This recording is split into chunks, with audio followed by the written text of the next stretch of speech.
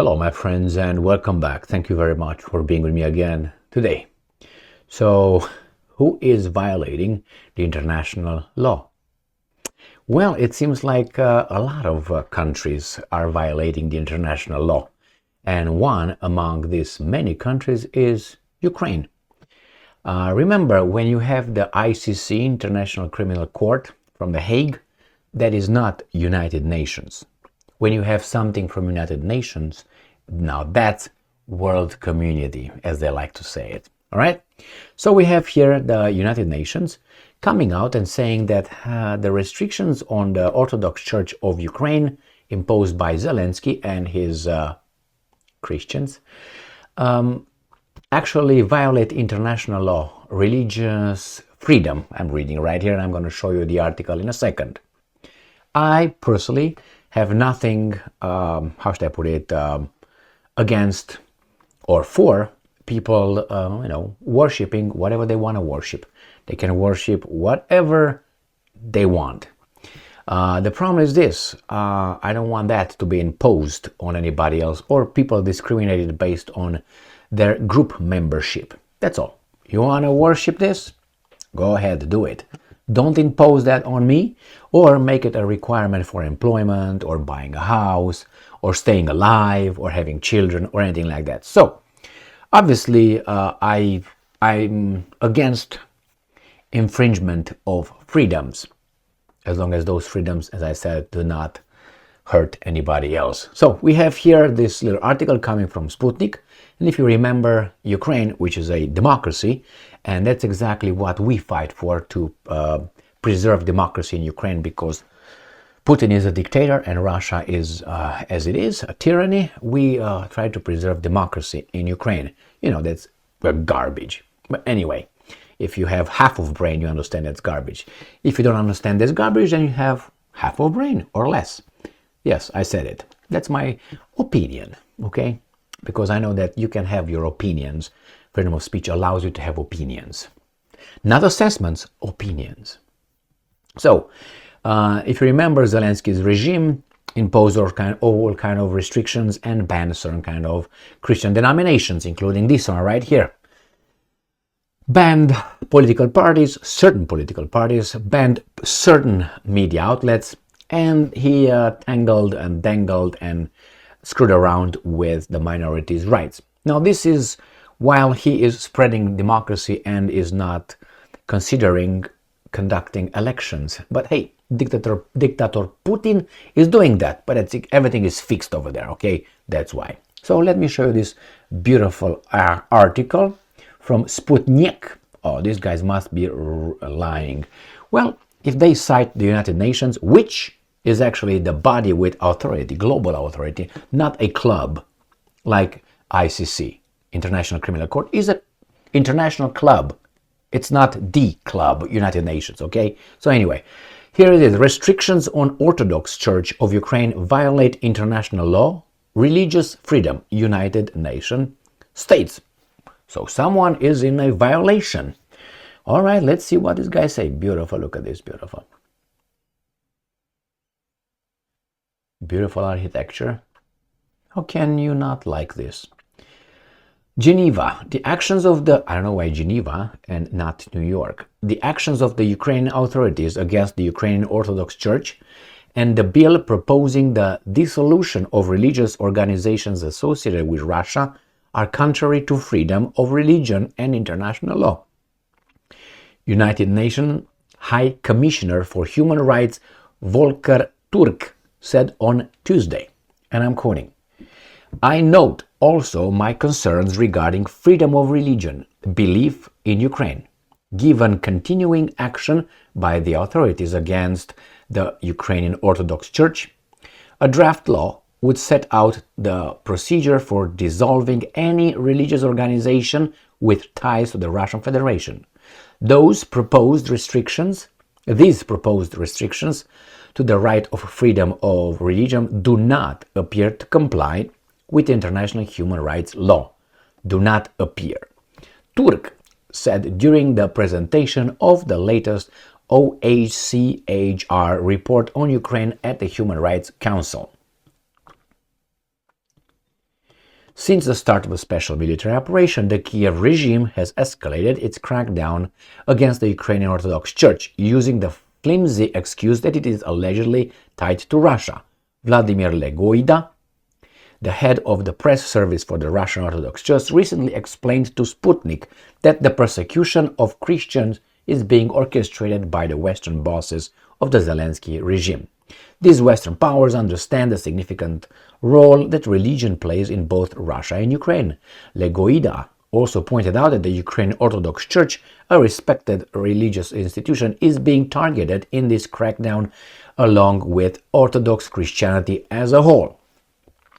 Now, look at this. This is one of the arguments these guys in Kiev, the Christians in charge, like Zhmyhal, Zelensky, Reznikov, who's gone, Umerov, and obviously Yermak, all these Christians. They obviously think like this. If one car or one member of a group does something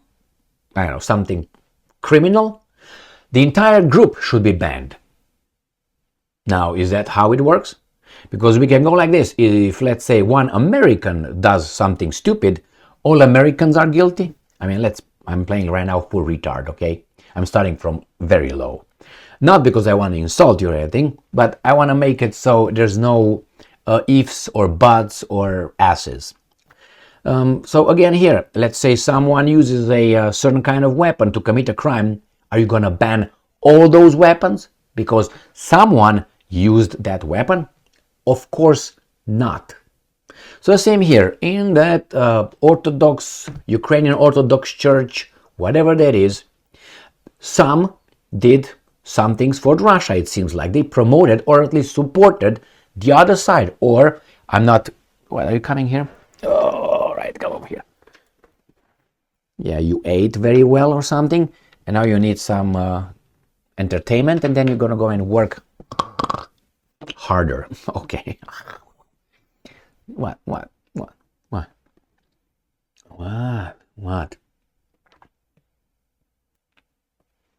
you can't really go that way. Now we're going to have a little war here. Oh, he's nice. He's super nice. This is super nice. That's why animals, I think, are better than human in many, many ways. At least they don't kill for pleasure. Even if you look at the lions or these guys, they have their little... Look at this guy. Look at this guy. Anyway, so... well, you want to sleep here? What if I give you the box? Your box. How about that one? Sorry. Let me give you the box. I know you like this box. I woke you up, huh? There you go. Jump in it. Yeah, that's your box. That's your box. You want to play now? No time for play now. Go and sleep, Gigi. My name is not Gigi. Okay. So, what the hell? What was I? So, for one person in that organization that might have did something, you don't ban the whole thing, the whole community. Do you do like that? Because if you do that, that means you can ban everyone and everything. And you don't do that. That's idiotic. So again, they found some, allegedly, reportedly, some papers, some people posted, some members of this church made some videos online and they banned the whole thing. You don't do that. Unless you're a tyrant and you really want to do that. Remember, there was a guy in 1933 exactly, to be exact with you. I think it was end of January, beginning of February, was in 1933 when he was some incident at the Reichstag, if I remember correctly. And due to that incident, he banned everything, political parties, and he took over this, and he called himself the leader. Yeah, okay, now, was that right?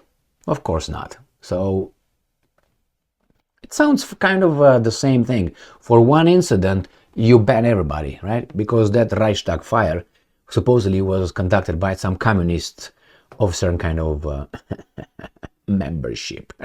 All right, so I'm not talking about the communist membership, something extra, like Romanian communists. So anyway, here it is. he banned all that, and he took and so on. So here is, my friends. They are calling it, the United Nations calls it, this guy, I mean, it's not like anybody, is someone who has some authority, knows what he's talking about, correct? I would say, this guy says, right, that there are some problems here. These proposed restrictions to the right of freedom of religion do not appear to comply with international human rights, Turk said during the right? It's too much garbage. I dislike when people who have their hands full of blood point their hands and their fingers to other people who also have their hands full of blood. But they claim, hey, those guys have their hands full of blood, but we're just, no, nothing to see here. We're good people. We are perfect, actually. We are, I don't know, exceptional. Now, that's what even bothers me. I mean, instead of saying, yeah, we're garbage, those guys are garbage, and that's it. But they can't do that, because how are you going to keep the masses in check? I mean, remember, a lot of us don't think too much. That's why we have about 40% in a society below 86 IQ. Now, below 86 IQ, go and check it out what that is, below 86 IQ, and you're going to realize that 40% of our adult population has a job. And those guys have below 86 IQ. And they work. They make food for you. They drive cars. They have some authority here and there. Very scary. No wonder the military doesn't get people below 86 IQ for the same reason. So yeah, thank you very much for being with me again today. Stay strong, stay smart, look for the truth, and be just.